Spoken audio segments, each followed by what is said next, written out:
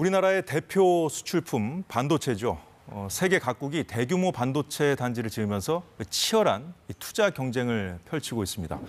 이런 첨단 산업부터 전통적인 제조업까지 발전시키려면 없어서는 안 될 꼭 필요한 게 하나 있습니다. 대규모 전력을 24시간 차질 없이 공급하는 것인데요. 또 우리 가정 각 세대의 안정적인 전기 공급을 위해 지금 이 시간에도 전국 곳곳에서 이 송전선 건립이 진행되고 있는데요. 어려움이 많습니다. 오늘 사사건건 플러스에선 시급한 국가 전력망 확충 문제 짚어보겠습니다. 유승훈 서울과기대 교수 나왔습니다. 어서 오십시오. 예, 안녕하십니까. 지금 경북 울진 원자력발전소에서만 이 전기를 수도권으로 보내기 위해서 송전선 280km를 연결하는 사업이 진행 중이잖아요. 네. 먼저 이런 전력망을 구축하는 것이 우리에게 얼마나 중요한 일인지 좀 알려주시죠. 네, 방금 말씀해 주셨듯이 이제 강원도 동해안에 원자력 발전소를 현재 짓고 있습니다. 그런데 이 전기는 결국 수도권에서 써야 됩니다. 예. 그래서 발전소에서 만든 전기를 송전 시설을 이용해서 수도권 인근으로 보내고 거기서 이제 전압을 조정하는 변전 설비를 통하고 그래서 각 가정에 전기를 공급하는 배전 이렇게 이루어져 있습니다. 예. 그래서 발전, 송전, 배전, 소비 이런 단계로 이루어져 있는데요. 네네. 이 중에서 제일 중요한 게 송전입니다. 왜냐하면 전기는 저장이 불가능합니다. 우리가 보통 도시가스는 사실 탱크에 저장해도 되고요. 예. 지역 난방 열은 축열조에 저장이 가능한데 전기는 생산하면 바로 써야 되는 특성을 가지기 때문에 이 발전소에서 수도권까지 바로 전기를 연결을 해야 되는데 그게 바로 송전 설비입니다. 그러면 발전소를 건설하는 것 동시에 송전 설비를 빨리 마무리를 맞습니다. 해야 되겠네요. 근데 이미 발전소가 많이 들어가 있는데 예. 송전 설비가 아직 완성이 못 된 부분도 있고요. 또 새로 짓고 있는 발전소도 있기 때문에 조속히 송전 설비를 지금 확충을 해야 되는 상황이고요. 예. 지금 동해안에서 수도권으로 오는 거는 길이만 해도 한 280km이고요. 사업비가 현재 한 4조 6천억으로 예상하고 있는데 더 증가할 수도 있는 상황입니다. 예, 그렇군요. 사실 실생활에서 전기를 쓰면서 전기가 부족해서 끊기면 어떡하지? 이런 걱정을 우리가 사실 해본 적이 없거든요. 그래서 이제 그만큼 사람들 대부분 이 전기는 풍족한 자원이다 이런 인식을 갖고 있는데 이 대규모 전력망을 계속 만들고 있다는 거는 우리 생각과는 달리 현재 갖춰진 이 전력망 갖고는 좀 부족하다 이런 상황일까요? 네, 맞습니다. 그러니까 현재도 전력망이 좀 부족하고요. 앞으로는 더 부족해질 상황입니다. 현재 상황은 이 강원도에 보면 동해안에 굉장히 많은 발전소가 있는데요. 예. 이게 수도권으로 오는 송전선로는 제약이 돼 있다 보니까 여기 발전소가 일부 놀고 있습니다. 여기는 근데 발전 단가가 굉장히 낮거든요. 근데 여기가 송전선로가 부족해서 놀고 있다 보니까 수도권에 있는 좀 비싼 발전기들이 많이 돌아가면서 이게 이제 전기요금 인상의 요인으로도 작동을 하고 있고요. 그리고 앞으로 우리나라의 전력 수요는 한 2050년까지 한 2.5배 정도로 늘어날 걸로 예상이 됩니다. 이게 반도체 클러스터라든지 이런 거가 수도권에 계속 생기고 또 사람들이 좀 더 편리하게 에너지를 사용하기 위해서 자꾸 전기를 많이 쓰다 보니까 결국 전기 수요는 늘어나는데 이 송전망 확충이 제때 되지 않으면 정전이 발생할 수 있기 때문에 앞으로 송전망을 대폭 확대를 해야 되는 그런 시점입니다. 그렇군요. 놀고 있는 발전소들이 있다고 하셨는데 그 이유는 뭡니까? 이 발전소는 송전선로가 제때 건설될 걸로 보고 발전소를 지었는데 문제는 송전선로 건설이 지연되는 겁니다. 그래서 심하게는 150개월까지, 그러니까 10년 이상 지연된 송전선로도 있고요.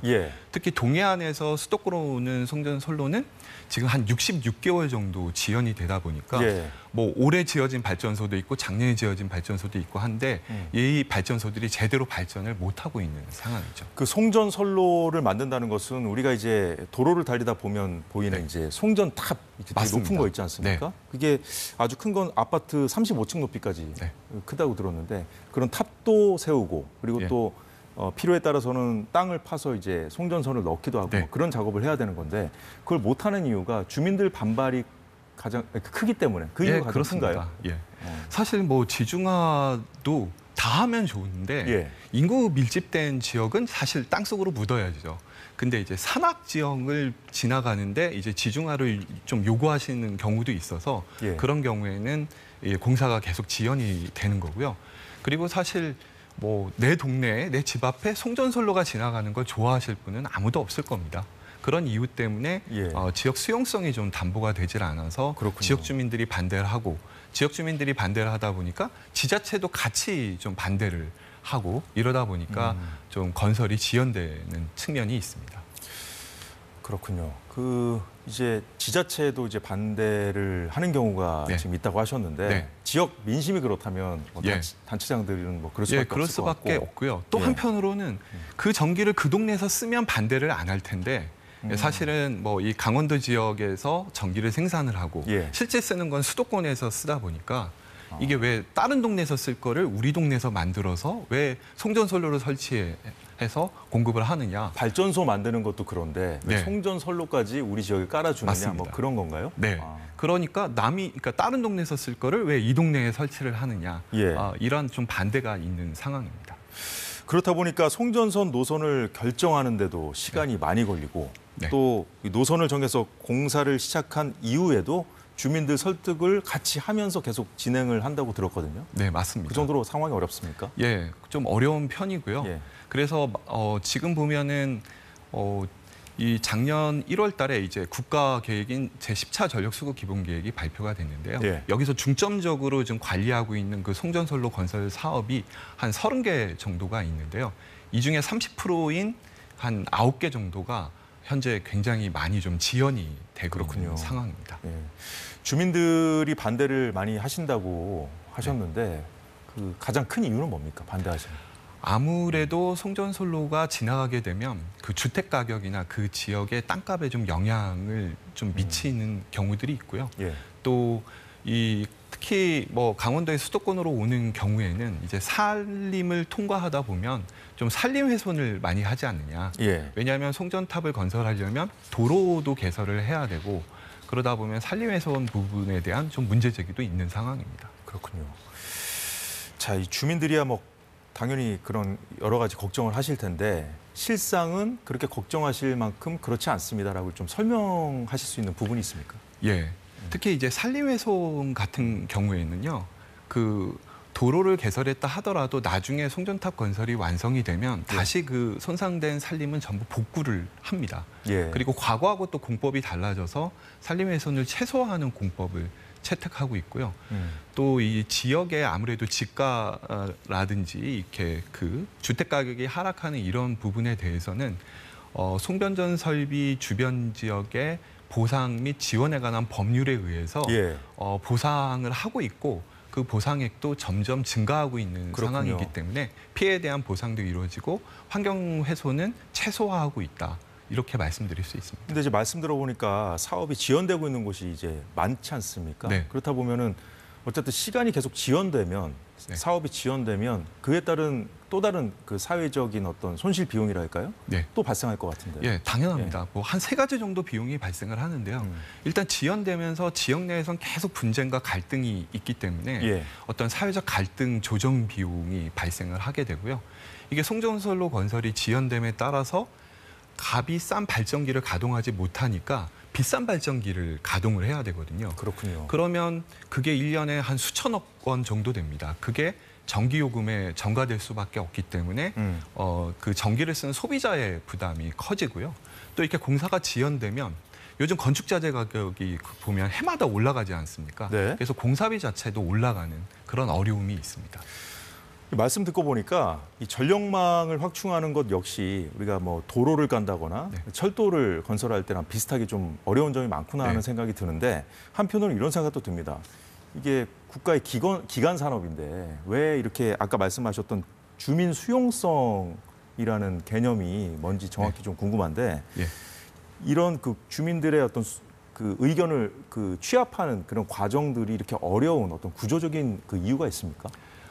네, 아무래도 뭐 주민들이 굉장히 그 명수가 많지 않더라도 이렇게 흩어져 사는 분들이 있고 또 그분들은 그 지역이 나름대로의 또 삶의 터전이면서 오랫동안 살아온 분들인데 예. 그 환경이 변화하는 것에 대한 거부감도 분명히 있고요. 당연히 있겠죠. 예. 또 하나는 예를 들어주셨던 고속도로는 사실 한국도로공사가 설치를 하는데 이게 정부가 할 사업을 사실은 한국도로공사가 대신하면서 예. 대신 위탁받아서 대신하고 있는 거거든요.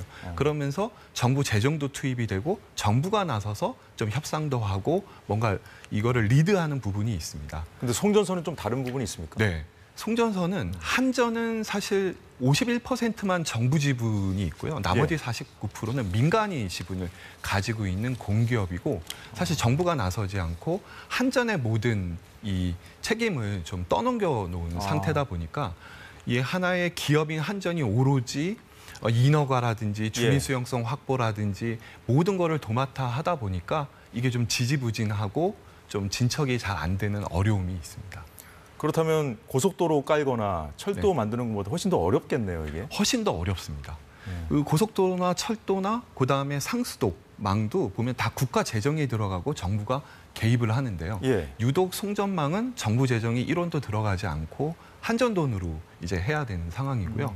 그리고 정부의 어떤 행정적인 지원이 이렇게 충분하진 못하기 때문에 한전 자체만으로 하기에는 현재 좀 어려움이 있는 상황입니다. 한전만 고군분투하는 상황인지는 몰랐는데 좀 뭔가 좀 시정이 필요할 것 같은데요.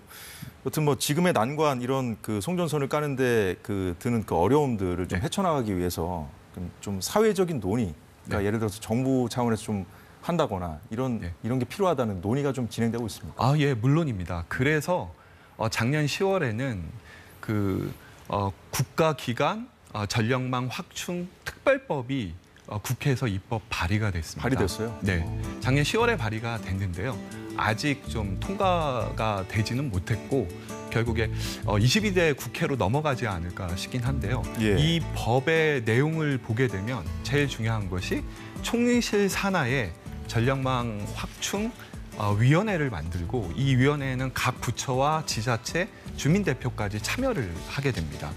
이게 정부가 이제 주도해서 의견을 좀 통일하고 객관성과 공정성을 갖춘 결정들을 내리게 되기 때문에 이 법이 통과가 되면 그 위원회를 통해서 이 국가 전력망 구축이 보다 더 탄력을 받을 수 있을 걸로 기대하고 있습니다. 좀 더 속도감 있게 지금 놀고 있는 발전소들도 많다고 하셨는데 그런 그렇습니다. 발전소들도 얼마든지 좀 더 활용할 수 있는 그런 길이 열릴 수도 있겠군요. 네, 그렇습니다. 통과가 된다면. 아무래도 송전망 이제 설치가 빨라지게 되는 거고요. 정부가 주도하기 때문에 게다가 그 법의 내용 중에 보면 이제 지자체 인허가 쪽에서 패스트트랙 제도를 도입을 해서 인허가도 좀 빨라지게 되고요.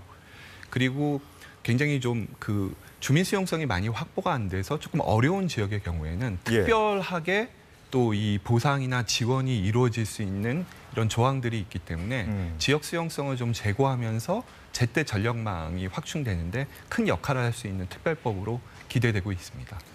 우리가 앞서 살펴봤던 경북 울진 원자력 발전소 지금 여기에서 만든 전기를 지금 수도권으로 이제 가져가기 위한 그 송전선 그 건립 사업이 지금 굉장히 어렵게 지금 진행이 되고 있는 거잖아요. 제 얘기 들어보니까 이게 그 송전선 노선을 결정하는 데만 6년이 걸렸고 또 2년 안에 좀 완공을 해야 되긴 하는데 앞으로 송전선이 지나는 마을 84곳인가요? 그 정도 있는데 주민 동의를 아직 못 받은 것도 있다고 하더라고요. 아직까지도. 그게 이제 그 주민들은 결국 이제 경로가 어디로 가느냐에 상당히 민감해 하시기 때문에 결국 이제 주민들과 같이 한전과 같이 그 가는 경로를 결정하는 어떤 회의 뭐 이런 모임 이런 걸 현재 지속적으로 가지고 있고요. 그래서 곧 결론이 나지 않을까 좀 기대를 하고 있습니다. 이 특별법이 국회에서 통과돼서 정부가 총괄해서 주도해 나간다면 훨씬 더 수월해지겠죠? 당연합니다. 이게 사실은 이 해당되는 정부 부처는 산업통상자원부인데요. 여기만 해서 되는 게 아니라 국토교통부, 환경부, 산림청 등등의 많은 그 협조가 필요한 상황이기 때문에 총리실 산하의 위원회가 만들어지게 되면 결국 범부처 위원회가 될 것이고요. 그래서 서로 협의가 잘 되면서 좀 일사천리로 진행이 될 것으로 기대가 됩니다. 예, 지금 국회 상황 보면 뭐 될 수 있을지 모르겠습니다만 22대 국회가 개원을 하면 꼭 이 법이 통과되는지 한번 기대를 해봐야겠습니다. 예, 지금까지 국가전력망 건설의 실태와 앞으로 보완이 필요한 부분까지 살펴봤습니다. 유승훈 교수님 오늘 말씀 고맙습니다. 네, 감사합니다. 예, 오늘 사사건건이 준비한 소식 모두 전해드렸습니다. 저희는 내일 오후 4시에 다시 찾아뵙겠습니다. 시청해주신 여러분 고맙습니다.